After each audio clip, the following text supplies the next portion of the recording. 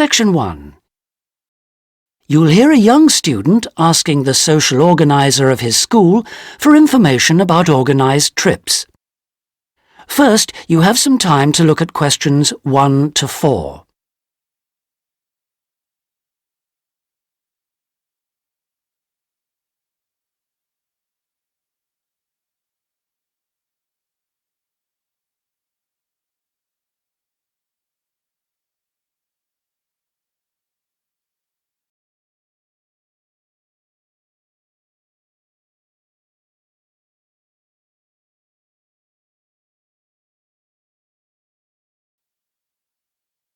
You'll see that there is an example which has been done for you.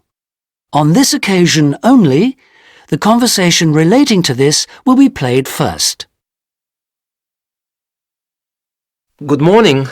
Good morning. How can I help you? I understand that the school organizes trips to different... Yes, we run 5 every month. 3 during weekends and 2 Wednesday afternoon trips. There are 5 trips every month, so 5 has been written in the notes. Now we shall begin. You should answer the questions as you listen because you will not hear the recording a second time. Listen carefully and answer questions 1 to 4. Good morning. Good morning. How can I help you? I understand that the school organizes trips to different... Yes, we run 5 every month. 3 during weekends and 2 Wednesday afternoon trips. What sort of places? Well, obviously it varies, but always places of historical interest, and also which offer a variety of shopping because our students always ask about that. And then we go for ones where we know there are guided tours because this gives a good focus for the visit. Do you travel far? Well, we're lucky here, obviously, because we're able to say that all our visits are less than 3 hours' drive. How much do they cost? Again, it varies. Between £5 and £15 a head, depending on distance. Uh-huh. Oh, and we do offer to arrange special trips if, there are more than 12 people. Oh, right. I'll keep that in mind. And what are the times normally? We try to keep it pretty fixed so that students get to know the pattern. We leave at 8:30 a.m. and return at 6 p.m. We figure it's best to keep the day fairly short. Oh, yes. And how do we reserve a place? You sign your name on the notice board. Do you know where it is? I saw it this morning. And we do ask that you sign up 3 days in advance, so we know we've got enough people interested to run it, and we can cancel if necessary, with full refund, of course. That's fine, thanks. Before you hear the rest of the conversation, you have some time to look at questions 5 to 10.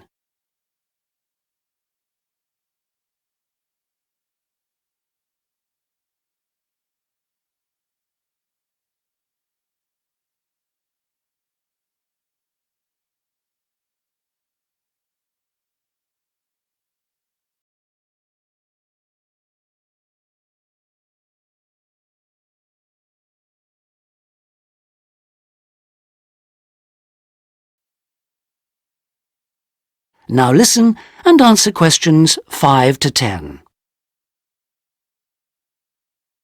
And what visits are planned for this term? Right, well, I'm afraid the schedule hasn't been printed out yet, but we have confirmed the dates and planned the optional extra visits, which you can also book in advance if you want to. Oh, that's all right. If you can just give some idea of the weekend ones, so I can, work out when to see friends, etc. Oh, sure. Well, the first one is St Ives. That's on the 13th of February, and we'll have only 16 places available, because we're going by minibus. And that's a day in town with the optional extra of visiting the Hepworth Museum. All right, yeah, that sounds good. Then there's a London trip on the 16th of February, and we'll be taking a medium-sized coach, so there'll be 45 places on that. And let's see, the optional extra is the Tower of London. Oh, I've already been there. After that, there's Bristol on the 3rd of March. Where? Bristol, Bristol. Okay. That's in a different minibus with 18 places available. Oh, and the optional extra is a visit to the SS Great Britain. Okay. We're going to Salisbury on the 18th of March, and that's always a popular one because the optional extra is Stonehenge. So we're taking the large coach with 50 seats. Oh, good. And then the last one is to Bath on the 23rd of March. Oh, yes. Is Bath the Roman city? Yes, that's right. And that's in the 16-seater minibus. And where's the optional visit? It's to the American Museum. Well worth a visit. Okay, well, that's great. Thanks for all that. My pleasure. Oh, by the way, if you want more information about any of the trips, have a look in the student newspaper. Okay. Or have a word with my assistant. Her name is Jane Yentob. That's Yentob. Right, I've got that. Thank you very much for all your help. You're very welcome. I hope you enjoy the trips. That is the end of section 1. You now have half a minute to check your answers.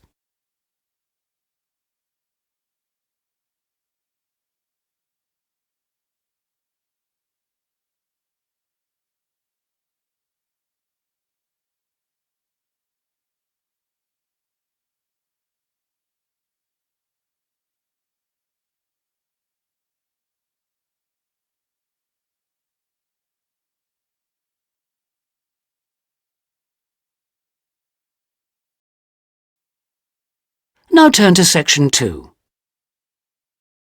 Section 2. You'll hear a tour guide giving a talk about a museum centre called Riverside Industrial Village.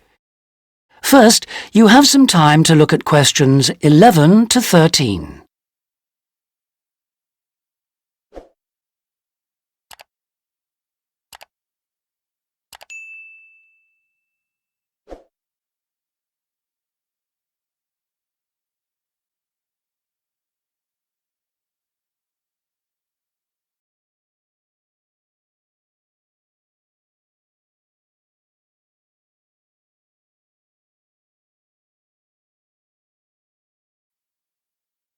Now listen carefully and answer questions 11 to 13. Good afternoon, everybody, and welcome to Riverside Industrial Village. To start your visit, I'm just going to give you a brief account of the history of the museum before letting you roam about on your own. I won't keep you long, OK? Now, from where we're standing, you've got a good view of the river over there. And it was because of this fast-flowing water that this site was a natural place for manufacturing works. The water and the availability of raw materials in the area like minerals and iron ore, and also the abundance of local fuels like coal and firewood, all made this site suitable for industry from a very early time. Water was the main source of power for the early industries, and some of the water wheels were first established in the 12th century, would you believe? At that time, local craftsmen first built an iron forge just behind the village here on the bend in the river. By the 17th and 18th centuries, the region's rivers supported more than 160 water mills, and many of these continued to operate well into the 19th century. But then the steam engine was invented. And then the railways came, and the centres of industry were able to move away from the rivers and the countryside and into the towns. So industrial villages like this one became very rare. So, that's the history for you. If you'd like any more information, you can ask me some questions, or you can read further in our excellent guidebook. Before you hear the rest of the talk, you have some time to look at questions 14 to 20.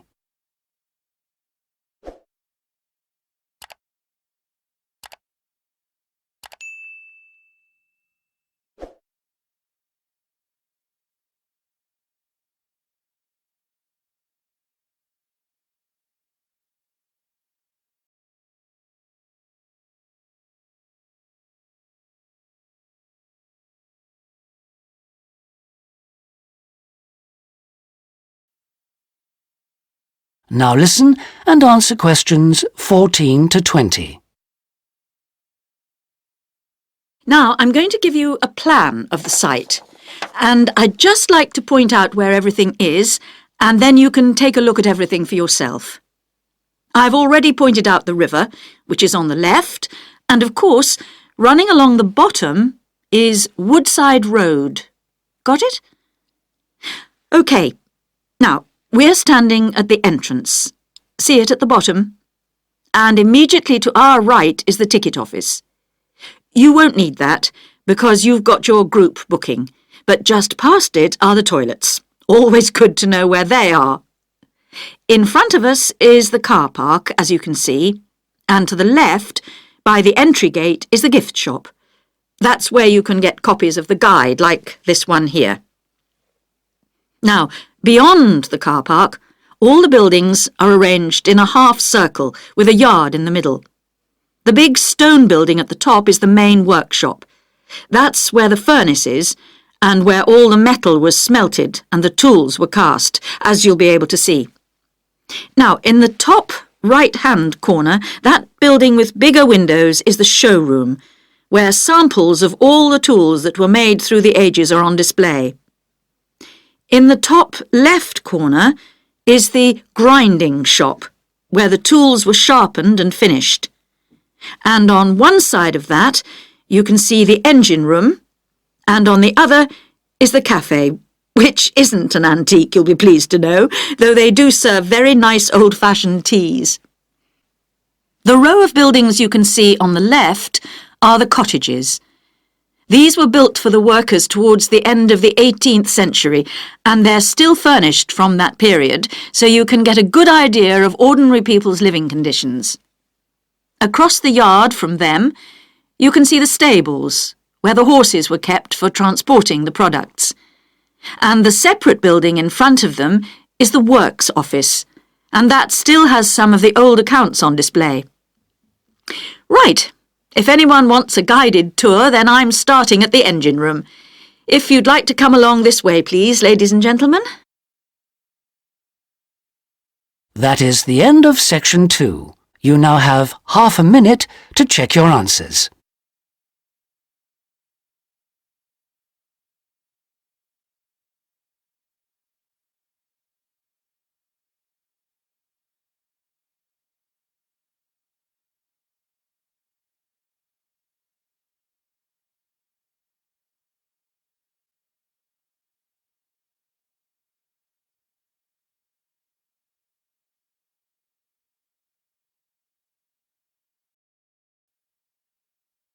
Now turn to section 3.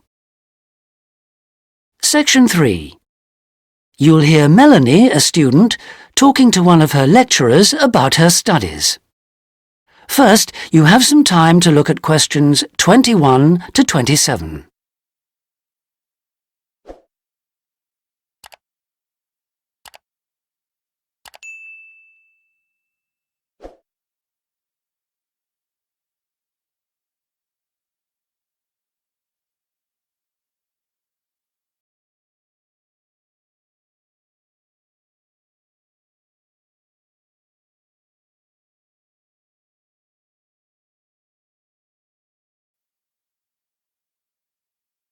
Now listen carefully and answer questions 21 to 27.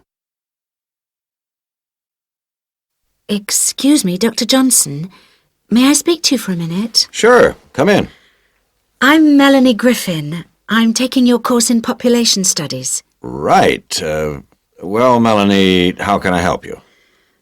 I'm having a bit of trouble with a second assignment, and it's due in 12 days. What sort of trouble are you having? Is the assignment question a problem? Well, that's part of the problem. I've been having trouble getting hold of the books. I've been to the library several times and all the books are out. Sounds like you should have started borrowing books a bit earlier. Well, I had a really big assignment due in for another course, and I've been spending all my time on that, and I thought... You might get an extension of time to finish your assignment for me? If that's possible. But I don't know if... Well, yes, it is possible, but extensions are normally given only for medical or compassionate reasons. Otherwise, it's really a question of organizing your study, and we don't like giving extensions to students who simply didn't plan their work properly. What did you get for your first assignment? I got 87%. Yes, you did very well, indeed. So, obviously, you can produce good work. I don't think I'll need too much extra time, as long as I can get hold of some of the important references. Well, since you did so well in your first assignment, I'm prepared to give you an extra 2 weeks for this one. So that'll mean you'll need to submit it about a month from now. Oh, thank you. Now, what about the reading materials? Have you checked out the journal articles in the list? No, not yet. There were about 20 of them, and I wasn't sure which ones would be most useful or important. Well, they're all useful. But I don't expect anyone to read them all because a number of them deal with the same issues. Let me give you some suggestions. The article by Anderson and Hawker is really worth reading. Right, I'll read that one. You should also read the article by Jackson, but just look at the part on the research methodology, how they did it. Okay, Jackson. Got that. And if you have time, the one by Roberts says very relevant things, although it's not essential. So, okay, if it's useful, I'll try and read that one. Now, the one by Morris, I wouldn't bother with that at this stage if I were you. Okay, I won't bother with Morris. Oh, now, someone told me the article by Cooper is important. Well, yes, in a way. But just look at the last part, where he discusses the research results. And lastly, there's Forster. I can't think why I included that one. It's not bad, and could be of some help, but not that much. Before you hear the rest of the conversation, you have some time to look at questions 28 to 30.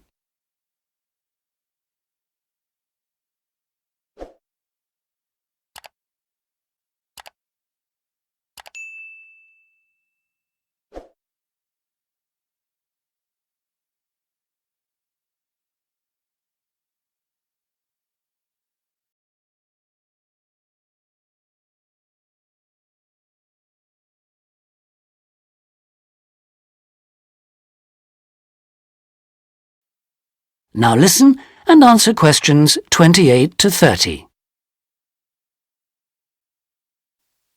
Now, let's deal with the assignment question.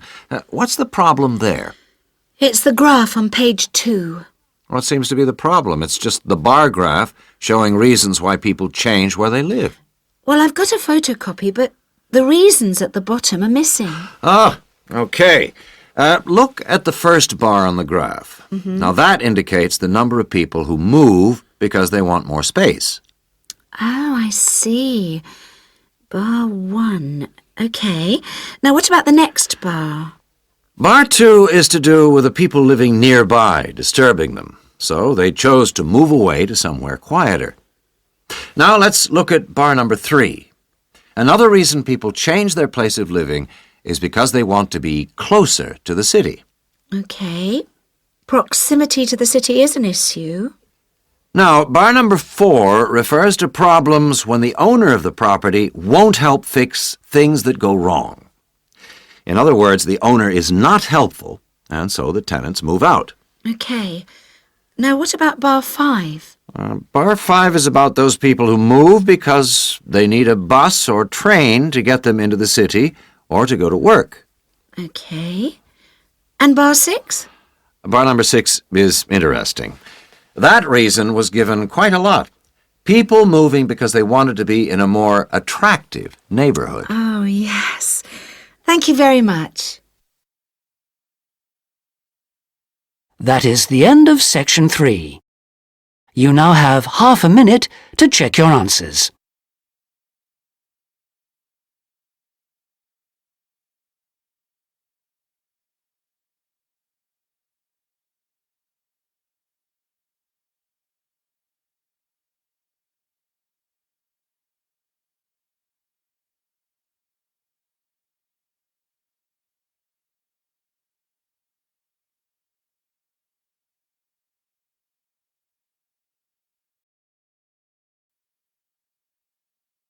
Now turn to Section 4. Section 4. You'll hear a talk on the subject of the urban landscape. First, you have some time to look at questions 31 to 40.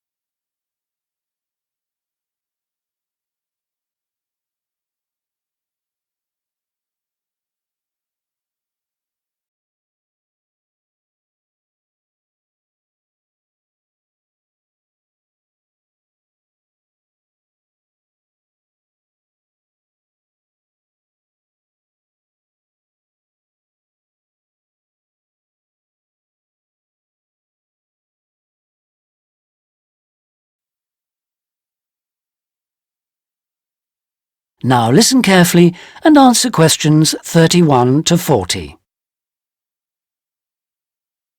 Good day, ladies and gentlemen. I have been asked today to talk to you about the urban landscape. There are two major areas that I will focus on in my talk: how vegetation can have a significant effect on urban climate, and how we can better plan our cities using trees to provide a more comfortable environment for us to live in. Trees can have a significant impact on our cities. They can make a city as a whole a bit less windy, or a bit more windy if that's what you want. They can make it a bit cooler if it's a hot summer day in an Australian city, or they can make it a bit more humid if it's a dry inland city. On the local scale, that is in particular areas within the city, trees can make the local area more shady, cooler, more humid and much less windy. In fact, trees, and planting of various kinds, can be used to make city streets actually less dangerous in particular areas.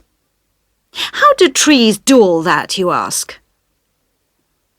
Well, the main difference between a tree and a building is a tree has got an internal mechanism to keep the temperature regulated.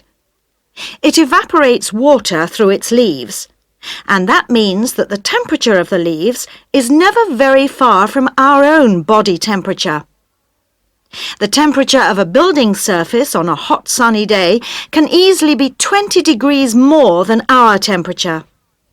Trees, on the other hand, remain cooler than buildings because they sweat. This means that they can humidify the air and cool it, a property which can be exploited to improve the local climate.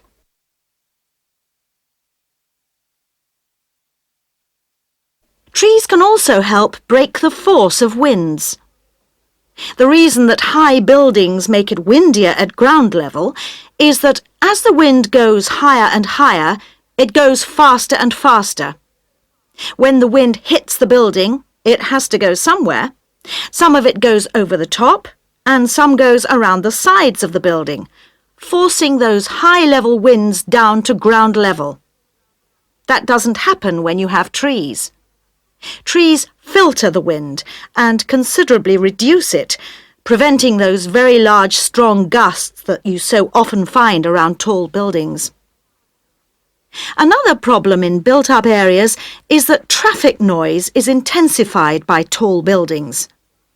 By planting a belt of trees at the side of the road, you can make things a little quieter, but much of the vehicle noise still goes through the trees. Trees can also help reduce the amount of noise in the surroundings, although the effect is not as large as people like to think. Low-frequency noise in particular just goes through the trees as though they aren't there. Although trees can significantly improve the local climate, they do, however, take up a lot of space. There are root systems to consider, and branches blocking windows and so on. It may therefore be difficult to fit trees into the local landscape. There is not a great deal you can do if you have what we call a street canyon, a whole set of high-rises enclosed in a narrow street. Trees need water to grow. They also need some sunlight to grow, and you need room to put them. If you have the chance of knocking buildings down and replacing them, then suddenly you can start looking at different ways to design the streets and to introduce tree planting. That is the end of section 4. You now have half a minute to check your answers.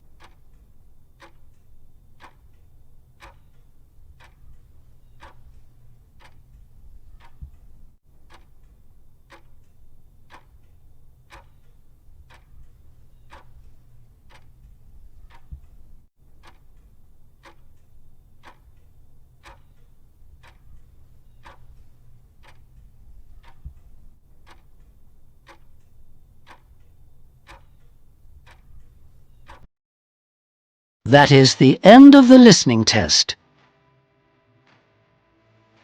In the IELTS test, you would now have 10 minutes to transfer your answers to the listening answer sheet.